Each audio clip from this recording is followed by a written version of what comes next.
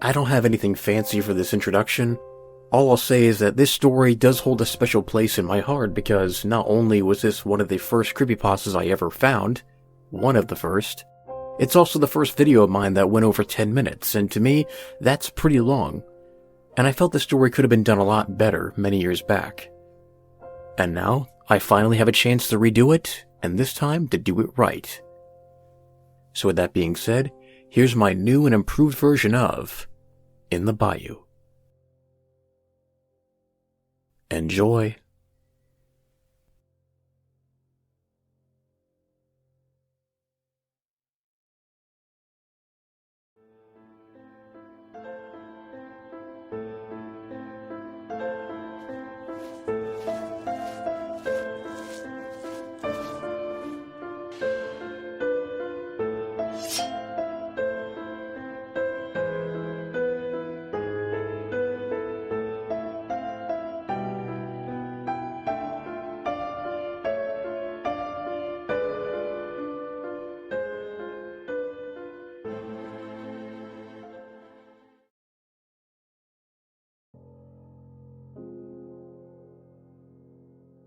If you want to understand why I left the place I was at, you're really just going to have to hear the entire story. You won't believe it, of course, but your skepticism means nothing.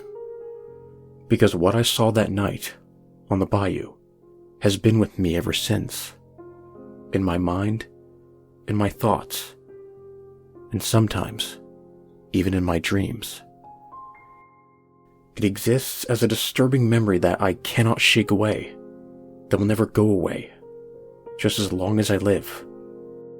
It'll be one of those things so terrifying that it'll be just as keen in my mind on my deathbed as it was the day it occurred.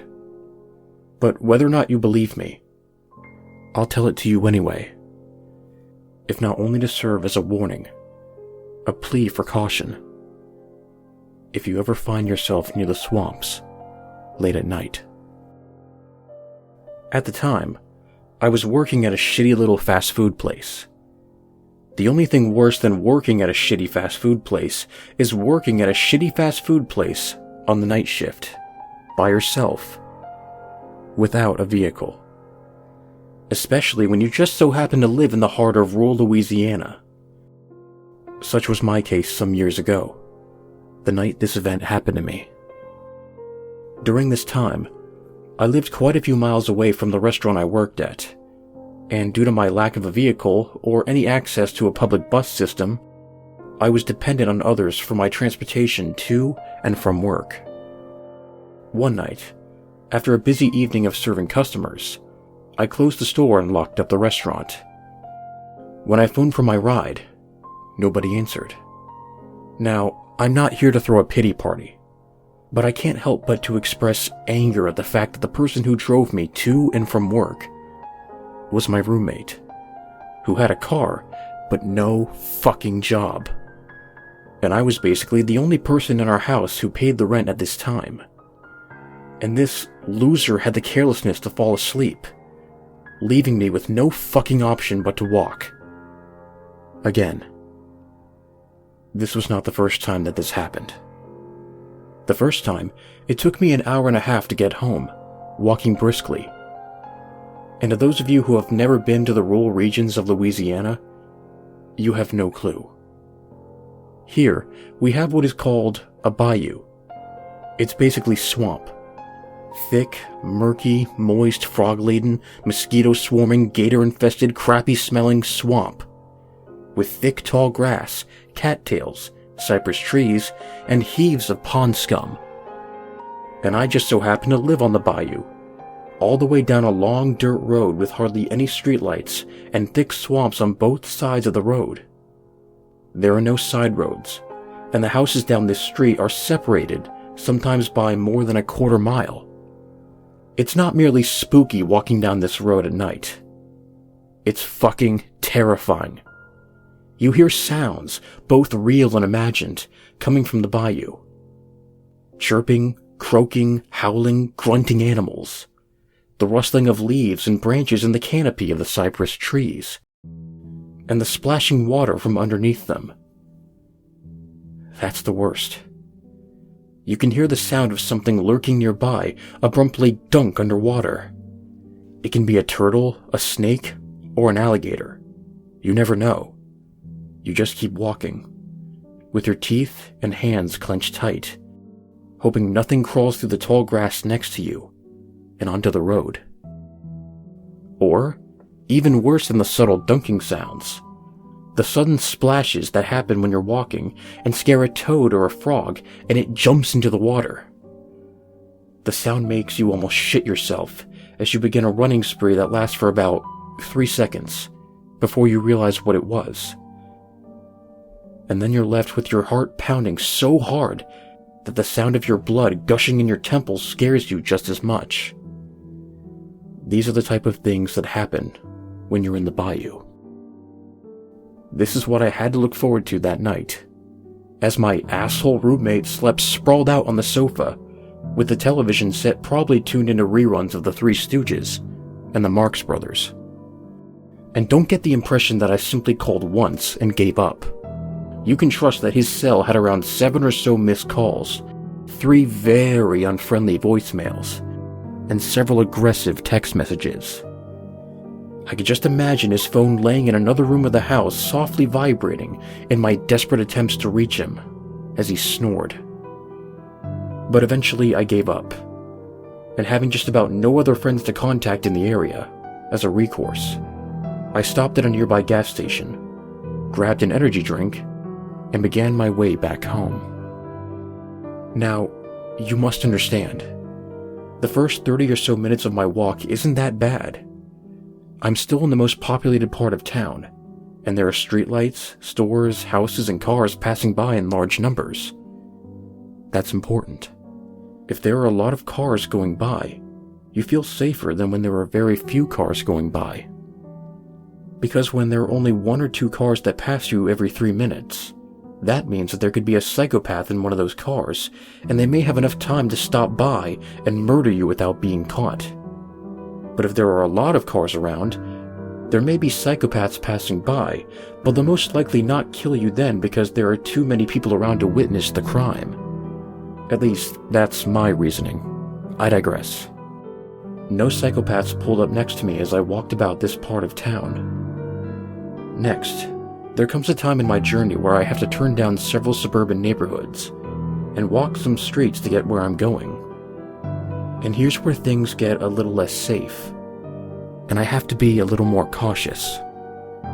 There's less traffic down these roads, and you never know when some punk or gang may be hanging out in some empty lot or houses, who might mess with you and try to pick a fight, or mug you, or just take an empty bottle of malt liquor and bash your skull in, as an initiation ritual or something. These are the thoughts that go through my head as I walk this region, and they keep me on my toes, until I reach the point where houses become fewer and fewer, and the bayou begins.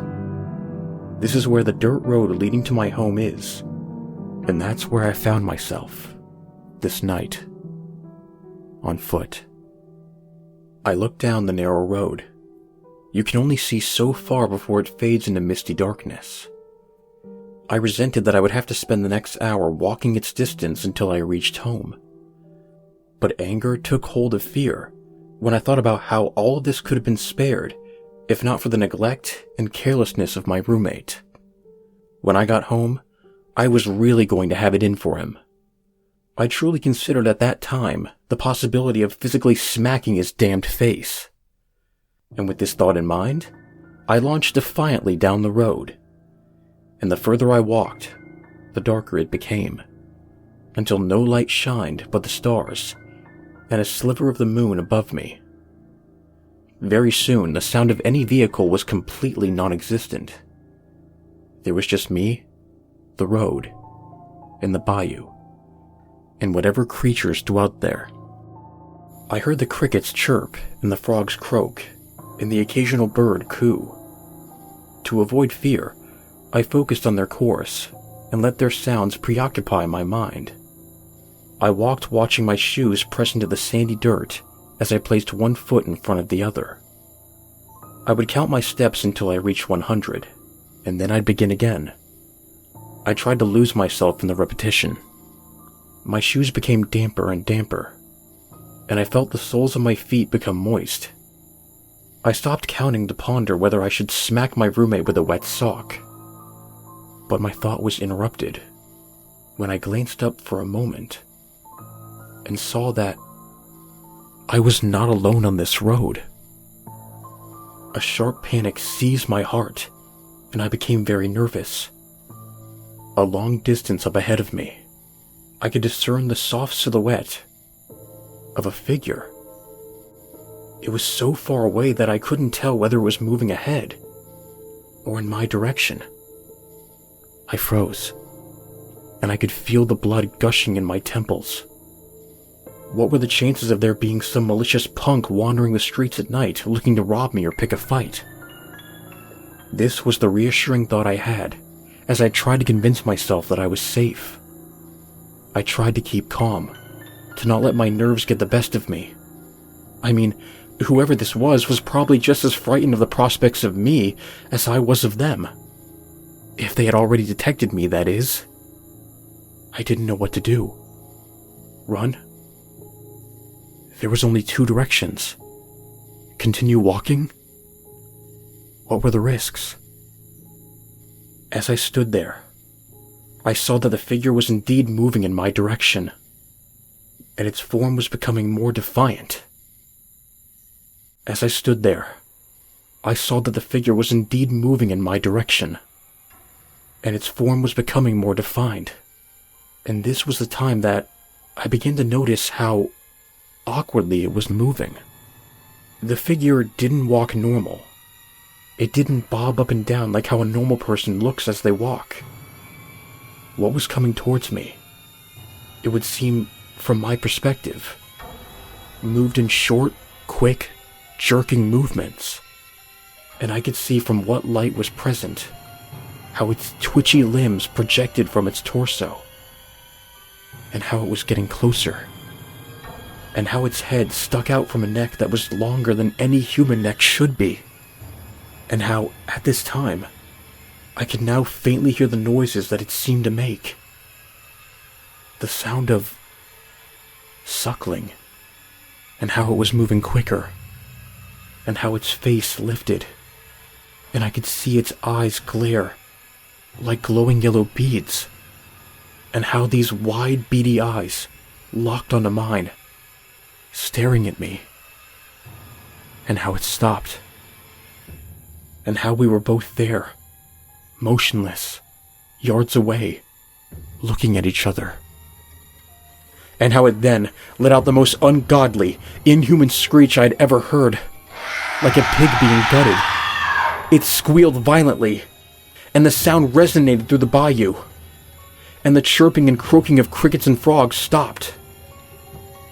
Everything stopped, and the rumbling and humming was all that could be heard afterwards. The rumbling and humming of a motor ahead, a vehicle speeding towards us, tires racing loudly. The thing in front of me hunched over and turned to see the headlights beaming our way. It hissed, getting down onto all fours, only pausing for a moment to turn back towards me, gawking at me with its wide eyes, before crawling hastily into the swamp. The vehicle that scared the thing away was my roommate's car. He never saw it, whatever it was, and I never wanted to see it again. I moved as soon as I could, and I haven't been there since. Sometimes I can't help but wonder, what the hell did I see that night in the bayou?